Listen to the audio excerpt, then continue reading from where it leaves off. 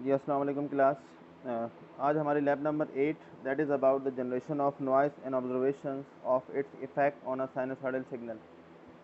इस लैब में हम ये सीखेंगे कि अगर आपका जो सिस्टम है उसमें कोई नॉइज़ आ जाए तो नॉइज़ को एक्सट्रैक्ट कैसे करते हैं अपने सिस्टम में से, या दूसरे अल्फाज में नॉइज़ को फ़िल्टर कैसे किया जाता है सिस्टम में से।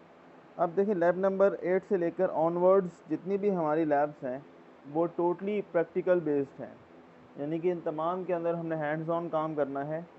अब अगेन क्योंकि हम ऑनलाइन लर्निंग कर रहे हैं फ़िलहाल, तो इस वजह से हमें ये जितनी भी लैब्स हैं इस वक्त भी ये तमाम लैब्स जो हैं वो मैटलैब पे होंगी या मल्टीसिम पे होंगी या लैब व्यू पे होंगी, मतलब सॉफ्टवेयर बेस्ड लैब आपको करवाई जाएंगी।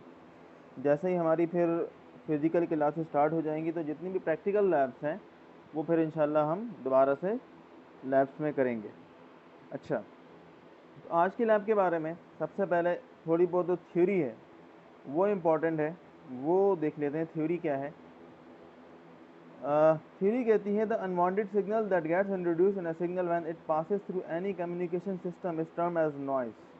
कोई भी ऐसा सिग्नल जो अनवांटेड हो, यानी कि आपने अगर एक फ्रिक्वेंसी सेंड की आगे 10 हर्ट्ज़ की और आपको वो रिसीविंग एंड पे मिल रही है कुछ नॉइस के साथ या डिस्टॉर्शन के साथ, लेट्स सपोज 15 हर्ट्ज़ की फ्रिक्वेंसी मिल रही है या उसका एम्पलीट्यूड कुछ डिस्टर्ब है, तो वो चीज़ जो आपके ओरिजिनल सिग्नल के अलावा आपको रिसीव हो रही होती है वो अनवांटेड सिग्नल होता है, उसको हम नॉइस कहते हैं। अब अगर नॉइस को हम क्लासिफाई करें उसके इंटरवल या एक्सटर्नल रिस्पेक्ट से, तो दो तरह की नॉइस हमारे पास होंगी। एक होती है इंटरनल नॉइस और एक होती है एक्सटर्नल नॉइस।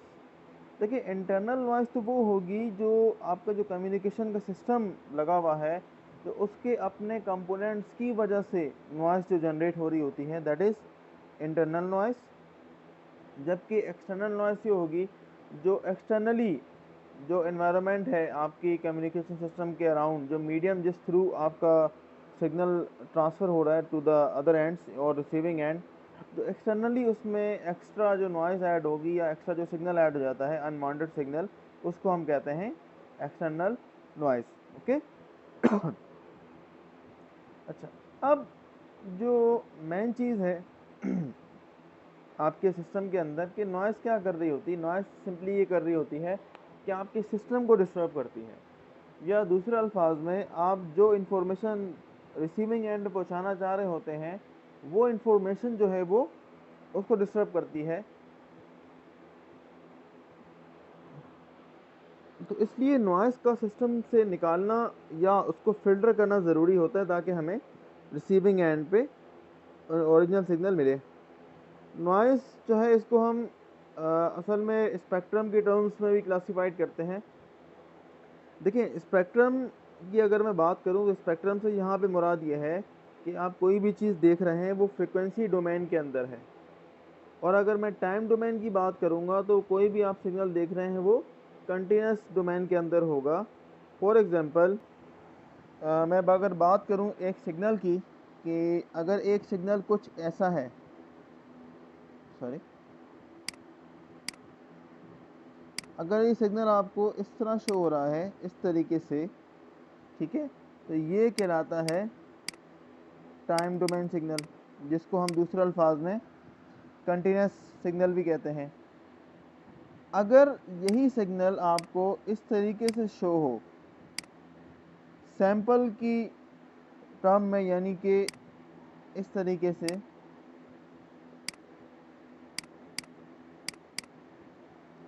ठीक है, ये थोड़ा सा मतलब गलत हो गया, ये असल में इस तरीके से होगा क्योंकि हम साइनोसॉइडल सिग्नल बना रहे हैं, तो साइनोसॉइडल सिग्नल को इस तरीके का होगा, पहला, दूसरा,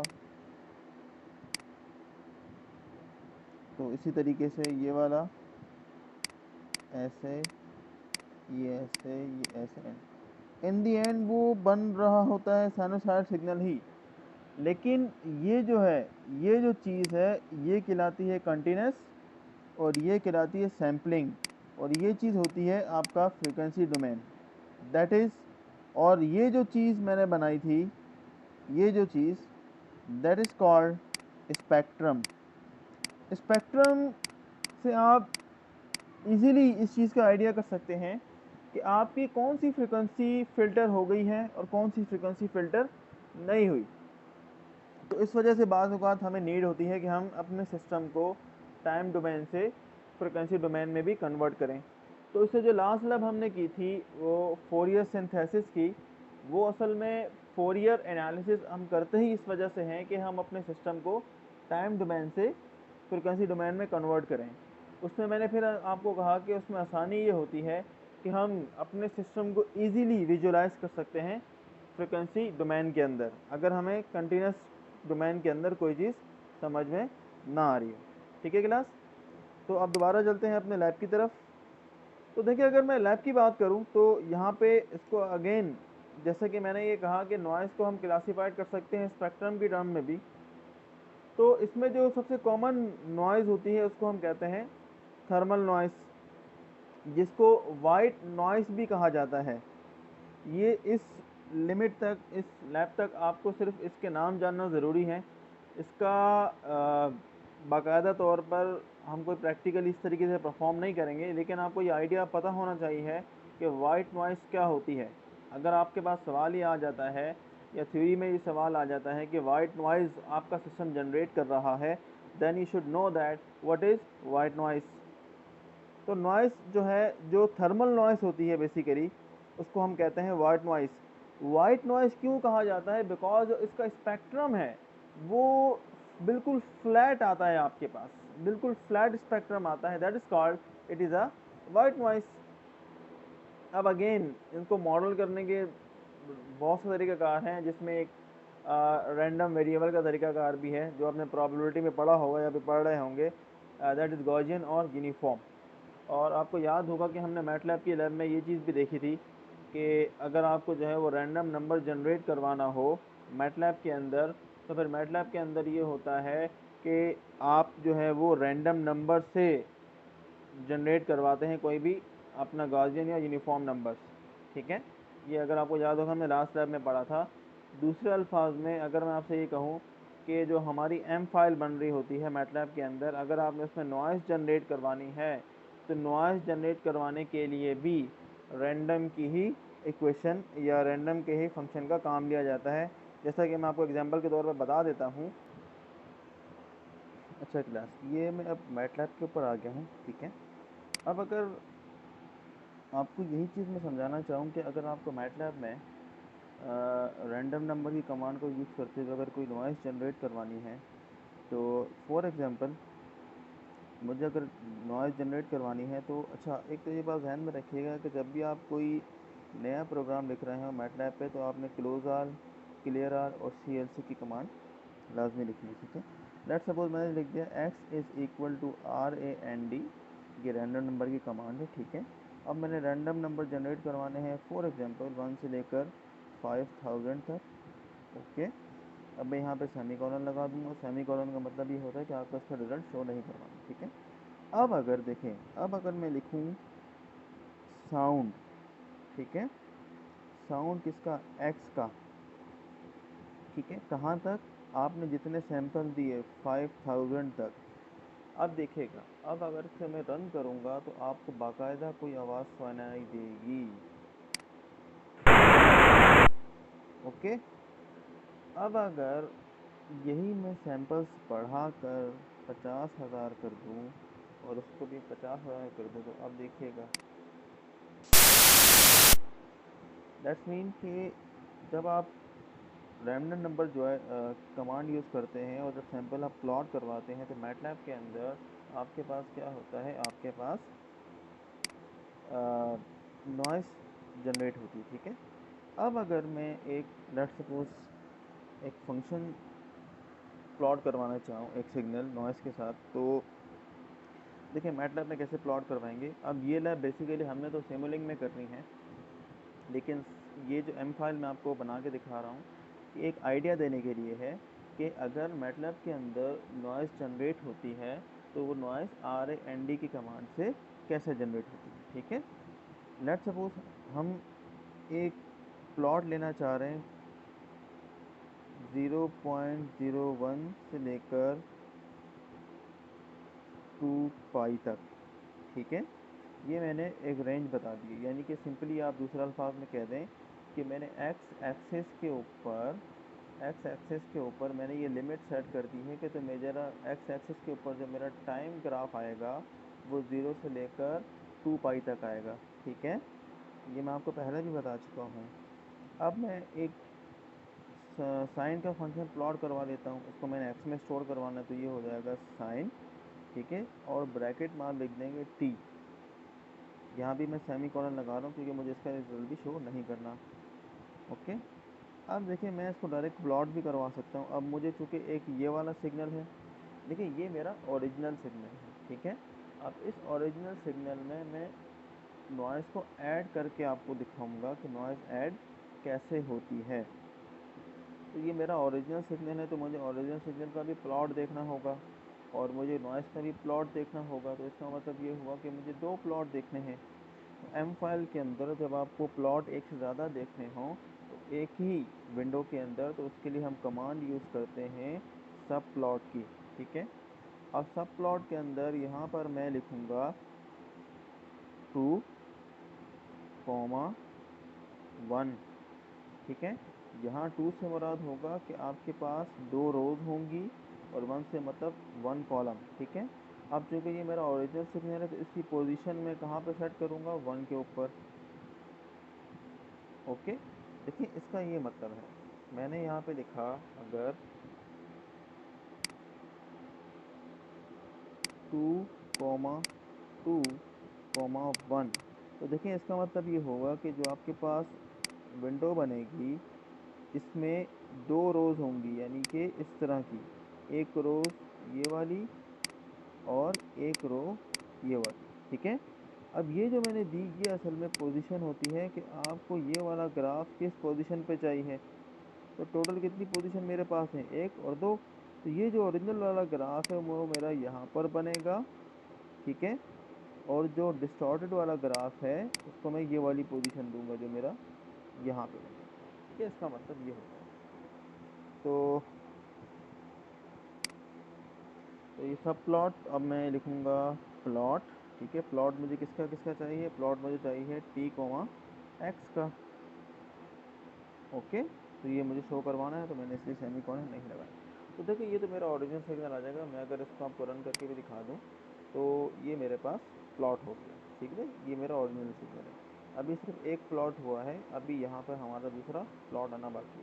ठीक है, अब अगर मैं एक और सिग्नल जनरेट करूं जिसको मैं कह रहा हूं कि मेरा जो है वो नॉइज़ सिग्नल होगा, तो उसके लिए मुझे पता है मेरी कमांड जो आएगी वो रैंडम की आएगी, RAND। अब देखें, लिखने का तरीकाकार ये होता है कि इसको आप देखेंगे 1 कॉमा। देखें अब ये सिग्नल आपको कहाँ तक चाहिए, इसकी रेंज कितनी चाहिए, तो इसकी रेंज देखें ये होगी, ये इसकी रेंज होगी 0 से लेकर 2 पाई तक। तो इसको लिखने का तरीका होता है, आप यहाँ पे यूज़ करेंगे लेंथ की कमांड। लेंथ किसकी लेंथ, टी की लेंथ। ठीक है, तो अब आपने यहाँ पर क्या किया, यहाँ पे नॉइज़ सिग्नल जनरेट करवा दिया। ठीक है, अब हमें नेक्स्ट काम क्या करना है, मैं एक तीसरा वेरिएबल ले रहा हूँ z। अब मुझे इस नॉइज़ सिग्नल को अपने ओरिजिनल सिग्नल में ऐड करवाना है। तो उसके लिए x जो मेरा ओरिजिनल सिग्नल है प्लस जो मैंने नॉइज़ सिग्नल जनरेट कराया y, मैंने दोनों को ऐड करवा दिया। अगेन यहाँ पे मैं लिखूँगा सब प्लॉट। तो सब प्लॉट के अंदर अगेन 2 रोज थी, 1 कॉलम था और इसकी पोजीशन क्या होगी, 2 हो जाएगी मेरे पास। ठीक है, अब मुझे प्लॉट करवाना है। प्लॉट क्या हो जाएगा, प्लॉट हो जाएगा t, z।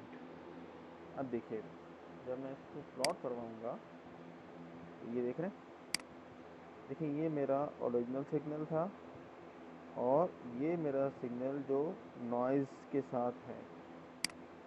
That is how you add noise in your signal using MATLAB। अब अगर हम आ जाएं अपने लैब पर, तो अगेन इसके लिए आपको यहाँ पे पहले टाइप करना पड़ेगा सिमुलिंक। आप इंटर करेंगे तो आपके पास ये वाली विंडो ओपन हो जाएगी, ठीक है। तो मैं दोबारा अगर अपनी लैब के ऊपर आऊँ तो लैब में हमने क्या करना है, हमने असल में ये करना है we have to generate a sinusoid signal from the generator block. ये असल में यहाँ पे बात कर रहा है आपके ट्रेनर की, ठीक है। ट्रेनर के अंदर क्या होता है, ट्रेनर में हमें पता है कि एक हमारे पास सिग्नल जनरेशन का ब्लॉक होगा। वहाँ पर जो आपने एम्पलीट्यूड रखनी है वो रखनी है 2 volt peak to peak, okay, by using the amplify block. Then now go to main menu of trainer, then you have another signal that is noise। देखें जो आपका ट्रेनर है उसमें ही अलग से आपके पास साइन का भी ब्लॉक है और नॉइज़ का भी ब्लॉक है। तो अब इस चीज़ को हमने सिमुलिंक पे बनाना है, तो सिमुलिंक पे आप सिंपल ये करेंगे कि आप दो डिफरेंट सिग्नल जनरेट करवाएंगे। बात वही है कि आपने एक सेम जो आपका ओरिजिनल सिग्नल है वो आपने जनरेट करवाया और आपने उसमें ऐड करनी है नॉइज़, ओके। अब देखें आपके पास दो आउटपुट्स होंगी और वन इनपुट होगी नॉइज़ जनरेशन ब्लॉक में। दो आउटपुट में से जो एक आपकी आएगी इनपुट ओरिजिनल की और एक आएगी जो दोनों का सम आएगा ये इसके अंदर इनपुट का आएगा। और जो दो आउटपुट होंगे उसमें से एक आउटपुट से आप नॉइज़ देख सकते हैं और दूसरे आउटपुट से आपको ओरिजिनल सिग्नल देख सकते हैं, ठीक है। आप क्या करना है, get the signal from the noise block and observe it of the oscilloscope. जो भी आपको नॉइज़ सिग्नल आएगा उसको आपने ऑसिलोस्कोप पे देखना है। Also observe the output from the signal plus noise block.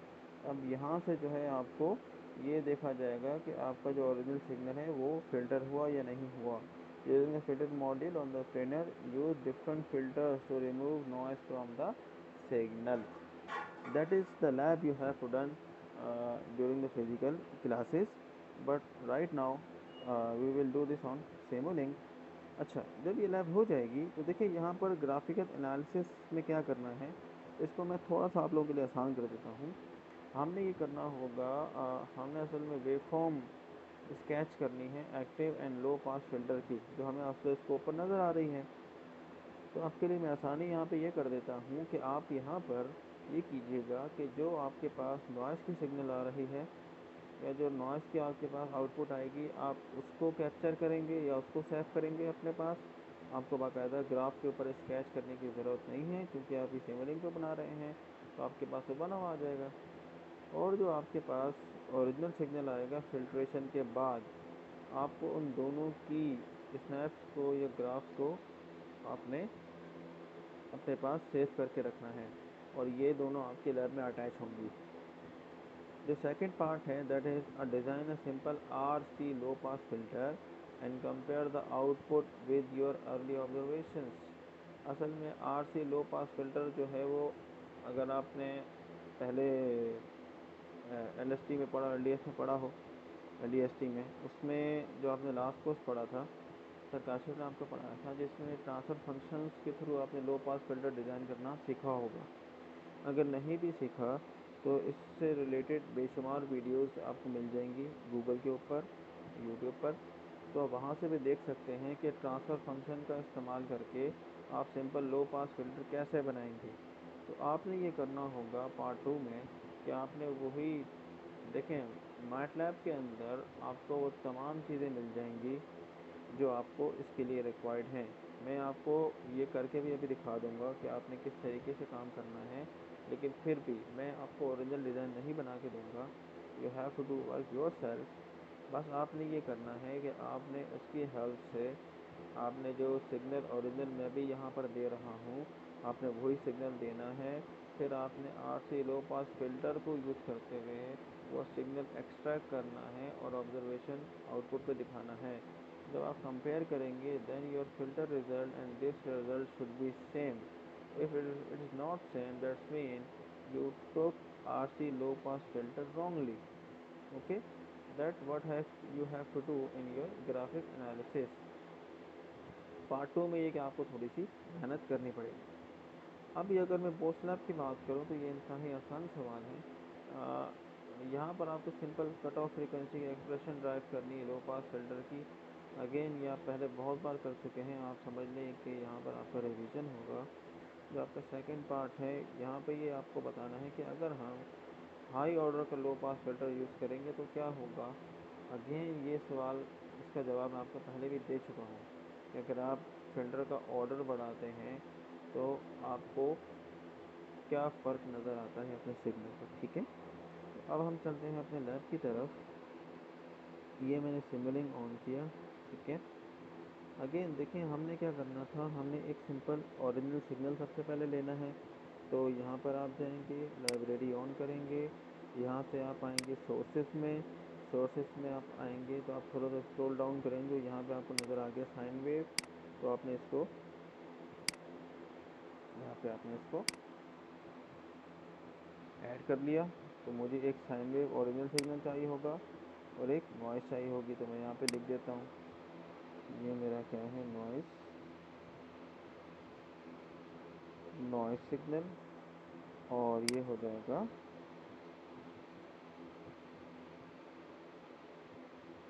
Original signal, ठीक है। अब नेक्स्ट में आपने क्या करना है, नेक्स्ट चीज़ आपने ये करनी है कि आपने दोनों को ऐड करवाना है। तो यहाँ पे आप लिखेंगे ऐड, एंटर करेंगे तो आपके पास ये ऐड ब्लॉक आ जाएगा। आपको क्या करना है, दोनों को ऐड करवाना है। तो हमने क्या किया, दोनों को ऐड करवा लिया, ठीक है, ये काम करना था। फिर दोबारा आप जाएंगे लाइब्रेरी में। अब उसके बाद आपको क्या करना है, नॉइस को फ़िल्टर करवाना है। तो नॉइस को आप क्या करेंगे, फ़िल्टर, तो आप यहाँ पे लिखेंगे फ़िल्टर और आप करेंगे इंटर। थोड़ा अच्छा, जो मैं आपको वो बात कह रहा था ना आरसी फ़िल्टर वाली लो पास, तो आपको वो यहाँ से मिलेगा। ये वो ट्रांसफर फंक्शन का ब्लॉक है जिसको आप यूज़ करते हुए आरसी लो पास फ़िल्टर डिज़ाइन करेंगे। यानी कि आपको वो थ्योरेटिकली पूरा डिज़ाइन करना होगा, फिर आप सिंपली यहाँ जाकर वैल्यूज़ इसकी लिखेंगे। अच्छा, तो थोड़ा सा आप स्क्रॉल डाउन करेंगे तो आपको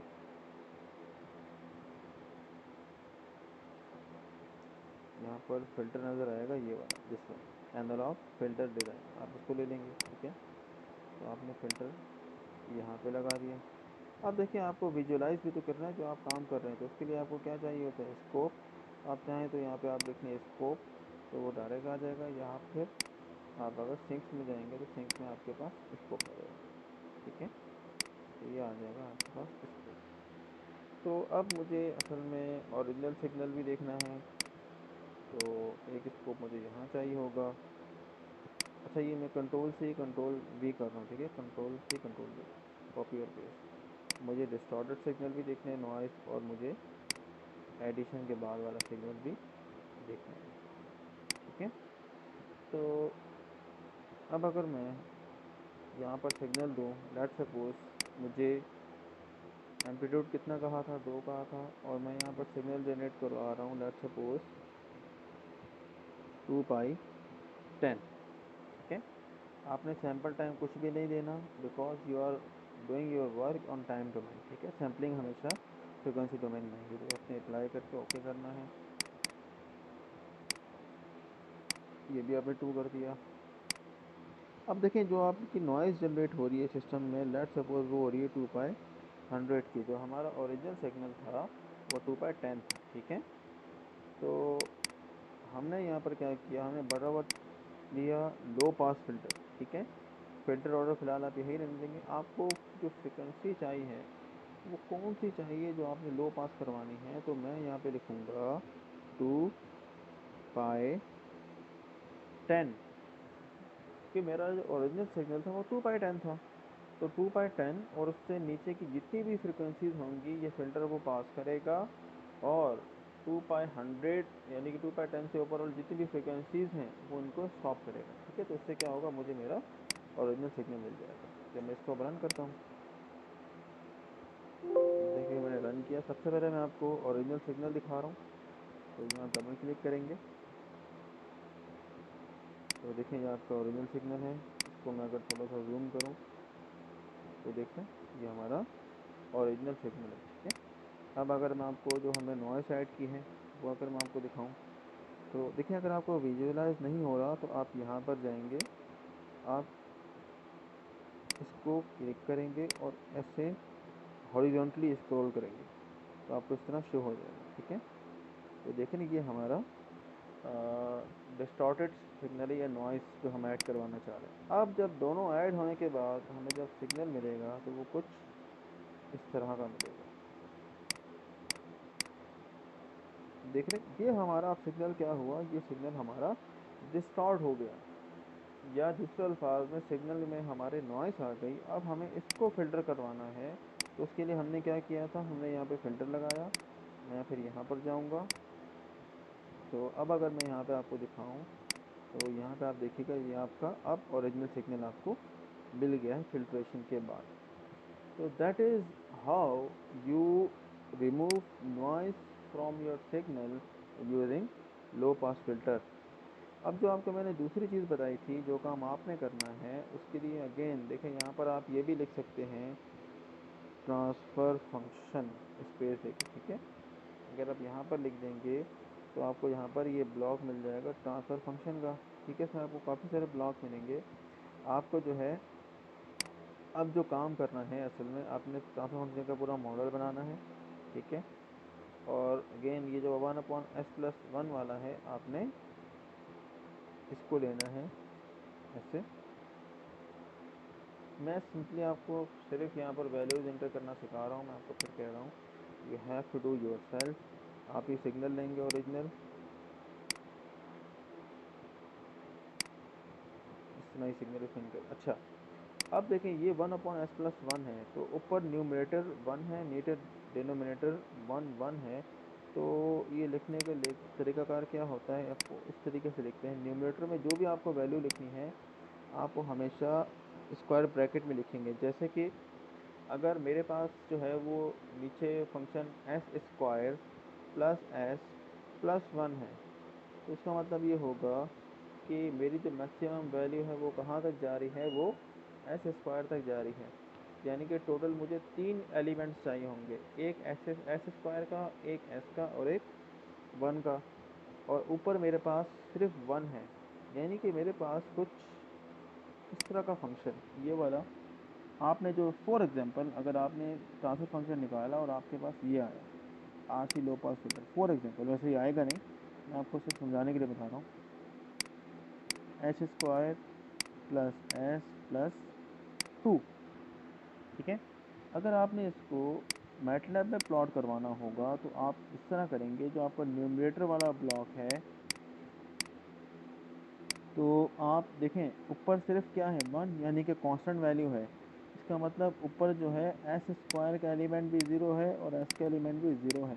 तो आप यहाँ पे लिखेंगे 0 स्पेस 0 स्पेस 1, ठीक है। और डिनोमिनेटर में आप लिख देंगे, उसके साथ एलिमेंट 1 है, फिर 1 है, और यहाँ पे क्या है 2। तो ये मैं आपको लिख के दिखा देता हूँ। तो इसको आप ऐसे करेंगे, देख रहे हैं। तो ये हो जाएगा 0 स्पेस 1, और देखें ये डिनोमिनेटर हो जाएगा 1 1 और 2।